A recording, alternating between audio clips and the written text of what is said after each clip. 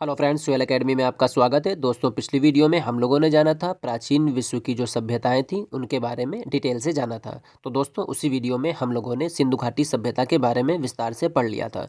दोस्तों, आज की इस वीडियो में हम बात करेंगे मेसोपोटामिया की सभ्यता को। इसके साथ साथ हम लोग नील नदी के किनारे जो नील नदी की जो सभ्यता थी उसको पढ़ेंगे, और उसके साथ साथ दोस्तों चीन की सभ्यता को हम इसी वीडियो में कवर कर लेंगे। तो दोस्तों, जिन लोगों ने अभी तक हमारे इस चैनल सोहेल एकेडमी को सब्सक्राइब नहीं किया वो दोस्तों जरूर सब्सक्राइब कर लें, वीडियो को लाइक और शेयर करें। कहीं पर दोस्तों कोई कन्फ्यूजन हो तो दोस्तों कमेंट्स बॉक्स में कमेंट्स करें। तो दोस्तों शुरू करते हैं आज की इस वीडियो को और बात करते हैं दोस्तों मेसोपोटामिया की सभ्यता को। तो आज की इस वीडियो में हम बात करेंगे मेसोपोटामिया की सभ्यता को। तो दोस्तों, जैसा कि आपको पता है, मेसोपोटामिया शब्द का अर्थ है दो नदियों के बीच का क्षेत्र। तो दोस्तों, यहीं से क्वेश्चन बनते हैं ऑब्जेक्टिव और अति लघुत्तरी प्रश्न कि मेसोपोटामिया शब्द का अर्थ क्या है। तो दोस्तों, इसका अर्थ है दो नदियों के बीच का क्षेत्र। इंपॉर्टेंट दोस्तों पॉइंट ये है, ठीक है।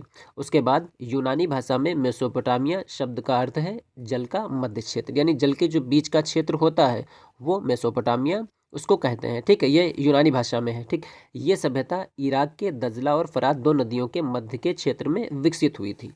क्लियर। तो इसीलिए इसे मेसोपोटामिया की सभ्यता भी कहा जाता है। दोस्तों, अगर आप मैप को देखेंगे तो उसमें क्या है, इराक का जो क्षेत्र है, ठीक, तो उसमें दजला और फरात नदियों के बीच में ये मेसोपोटामिया की सभ्यता विकसित हुई थी।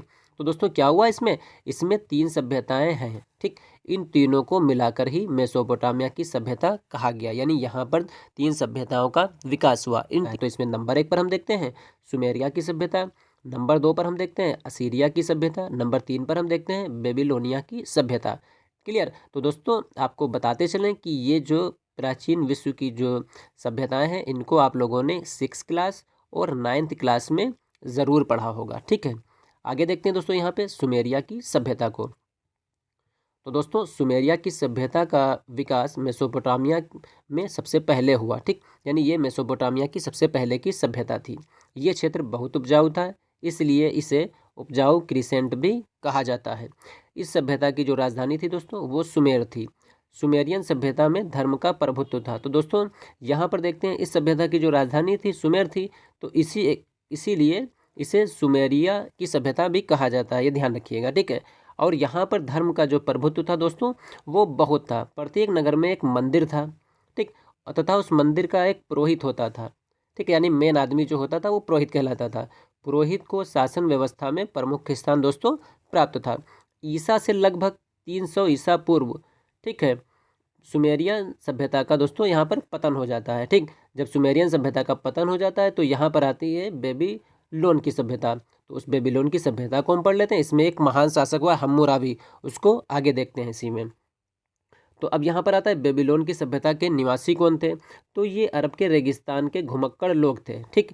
इन्होंने 2000 ईसा पूर्व सुमेर पर आक्रमण किया और सुमेर को जीत लिया। उन्होंने क्या किया, सुमेरियन सभ्यता को नष्ट नहीं किया, ठीक, बल्कि उसमें सुधार किया। यानी कुछ लोग ऐसे होते हैं सभ्यता को नष्ट करके अपनी सभ्यता को, लेकिन उन्होंने सभ्यता को नष्ट नहीं किया बल्कि उसमें सुधार किया।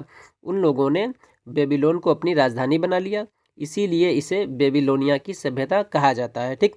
बेबीलोनिया सभ्यता के शासकों में हम्मुराबी योग्य तथा शक्तिशाली शासक था, ठीक है। इसने संपूर्ण मेसोपोटामिया पर अधिकार किया और विशाल साम्राज्य स्थापित किया। हम्मुराबी की विधि संहिता में 282 नियम कानूनों का विवरण हमें देखने को मिलता है, ठीक है। हम्मुराबी के कानून संग्रह को विधि संहिता कहा जाता है। तो दोस्तों यहाँ से आपको 2-3 पॉइंट इंपॉर्टेंट मिलने जाने जो एग्जाम के दृष्टिकोण से बहुत ही इंपॉर्टेंट है। तो यहाँ पर आता है कि हम्मुराबी कौन था, तो आपको बताना है हम्मुराबी बेबीलोनिया का योग्य शासक था, ठीक है, और इसने संपूर्ण मेसोपोटामिया पर अधिकार कर लिया था, ठीक, और एक विशाल साम्राज्य की स्थापना की। फिर उसके बाद आता है कि विश्व में सबसे पहले विधि संहिता का निर्माण किसने करवाया दोस्तों, तो ये हम्मुराबी ने करवाया था। क्वेश्चन आपको फिर यहाँ से मिलता है कि हम्मुराबी की विधि संहिता में कितने नियम कानून थे। तो दोस्तों हम्मुराबी की विधि संहिता में 282 नियम और कानून थे, ठीक है। और हम्मुराबी की कानून संग्रह को क्या कहते थे दोस्तों, तो ये विधि संहिता इसको कहते थे। तो एग्जाम की दृष्टि से दोस्तों ये बहुत ही इंपॉर्टेंट पॉइंट 2-4 हमें यहाँ से मिलते हैं, ठीक। फिर दोस्तों उसके बाद क्या होता है, असीरिया की सभ्यता। तो हम्मुराबी की मृत्यु के बाद बेबीलोनिया साम्राज्य दोस्तों कमज़ोर हो गया और असीरिया के लोगों ने बेबीलोनिया साम्राज्य पर आक्रमण करके उसे अपने अधिकार में ले लिया। ये असीरिया के लोग थे, ये अस्सुर नामक नगर के थे, इसीलिए ये असीरियाई कहलाए। इन्होंने मेसोपोटामिया के विशाल भूभाग पर अपने साम्राज्य की स्थापना की। ठीक, फिर दोस्तों उसके बाद अगले क्रम में हम देखते हैं मिस्र की सभ्यता को। ठीक, तो अफ्रीका के उत्तर पश्चिम मिस्र प्रदेश में नील नदी के दोनों किनारों पर इस सभ्यता का विकास हुआ। इसके उत्तर में भूमध्य सागर, पूर्व में लाल सागर तथा सिनाई का मरुस्थल, ठीक, दक्षिण में सहारा का मरुस्थल है और पश्चिम में घने जंगल हैं। ठीक है, यानी अफ्रीका जो मिस्र प्रदेश है उसको अगर हम देखें तो क्या होगा, उसमें देखेंगे सबसे पहले नील नदी के दोनों किनारों पर, ठीक है, इस सभ्यता का विकास हुआ। इसके उत्तर में भूमध्य सागर, पूर्व में लाल सागर है और सिनाई का मरुस्थल है। ठीक है, दक्षिण में सहारा मरुस्थल और पश्चिम में घने जंगल हैं। मिस्र की सभ्यता के विकास में नील नदी का बहुत ही महत्वपूर्ण स्थान है। ठीक है, क्योंकि यह नदी मिस्र के लोगों को पीने का पानी, सिंचाई के लिए जल उपलब्ध कराती है। यदि नील नदी न होती तो मिस्र का सारा क्षेत्र रेगिस्तान हो जाता। इसलिए मिस्र के लोग नील नदी की पूजा करते हैं और इसी वजह से मिस्र को नील नदी का वरदान कहते हैं। ठीक है, तो दोस्तों क्या होता है, एक रीजनों ने प्रत्येक वर्ष नील नदी में बाढ़ आती है, जिससे क्या होती है, वो उपजाऊ भूमि लेके चली आती है। ठीक है, पानी जब उसके बाद उतर जाता है तो जो मिट्टी होती है वो उपजाऊ मिट्टी होती है, उसमें फसल बहुत अच्छी पैदा होती है। ठीक, आगे देखते हैं दोस्तों, प्राचीन राज्य को पिरामिडों का युग भी कहा जाता है। ठीक, प्राचीन सभ्यता में राजा को फाराओ कहा जाता है। ठीक है, तो ये पॉइंट दोस्तों यहाँ पर याद रखिएगा। एक पॉइंट यहाँ से आपको मिलेगा, मिस्र की सभ्यता का विकास कहाँ हुआ, तो मिस्र की सभ्यता का विकास नील नदी के किनारे हुआ। ठीक, आगे देखते हैं दोस्तों, यहाँ से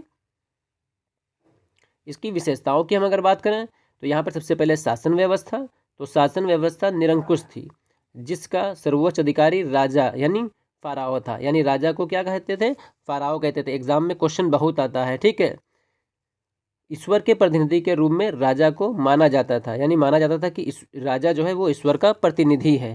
ठीक, राजा के पश्चात पुरोहित, कर्मचारी, कलाकार, हस्तशिल्पी आदि आते थे। ठीक है, तो ये उनकी शासन व्यवस्था होगी। सामाजिक जीवन में अगर हम देखते हैं यहाँ पे, तो समाज 3 वर्गों में विभक्त था, उच्च वर्ग, द्वितीय वर्ग और उसके बाद आता है तृतीय वर्ग। उच्च वर्ग में दोस्तों कौन कौन शामिल था उनको देखते हैं। तो उच्च वर्ग में राजा व राजवंश के लोग, सामंत, जमींदार और धनी व्यक्ति शामिल थे। द्वितीय वर्ग में व्यापारी थे, व्यवसायी थे, बुद्धिजीवी वर्ग आते हैं। ठीक, तीसरा वर्ग जो था उसमें कृषक, मजदूर और निर्धन लोग शामिल किए गए। ठीक है, भोजन में गेहूं, जौ, मांस, मछली, दूध और खजूर का प्रयोग करते थे।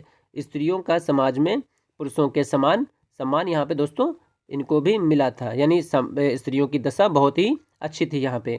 उसके बाद दोस्तों देखते हैं धार्मिक जीवन में, तो सूर्य सबसे प्रमुख देवता थे। ध्यान रखिएगा दोस्तों, ये सूर्य जो है सबसे प्रमुख देवता थे। अन्य प्रसिद्ध देवता परलोक के देवता, बाढ़ के देवता, चंद्र देवता थे। ठीक, कुछ अन्य स्थानीय देवता भी थे। बाज, घड़ियाल, गाय आदि इन देवताओं के प्रतीक के रूप में लिया जाता था। मृत्यु के बाद जीवन में इनका दृढ़ विश्वास था। शवों को सुरक्षित रखने के लिए शरीर पर विशेष प्रकार का लेप लगाया जाता था। सुरक्षित शवों को मम्मी कहा जाता था। इंपॉर्टेंट पॉइंट दोस्तों यहाँ पर होता है कि मम्मी किसे कहते हैं। ठीक है, तो यहाँ पर कि मृत्यु के बाद जीवन में यानी शवों को सुरक्षित रखने के लिए शरीर पर विशेष प्रकार का लेप लगाया जाता था। सुरक्षित शवों को मम्मी कहा जाता था। ठीक, तो ये सबके लिए ये नहीं था। जो उच्च वर्ग के लोग थे यानी राजा थे, ठीक, और राजघराने के जो लोग थे उनकी बॉडियों को सुरक्षित रखने के लिए मम्मी का एक विशेष प्रकार का लेप था जिसे मम्मी कहा जाता था। क्लियर हुआ यहाँ पे। व्यवसाय और व्यापार, तो नील नदी के कारण यहाँ की उपजाऊ भूमि थी। ठीक, यानी क्या हुआ, नील नदी के कारण यहाँ की जो भूमि थी बहुत ही उपजाऊ थी। कृषि प्रमुख व्यवसाय था। उस समय गेहूं, जौ, अंगूर की खेती यहाँ पर होती थी।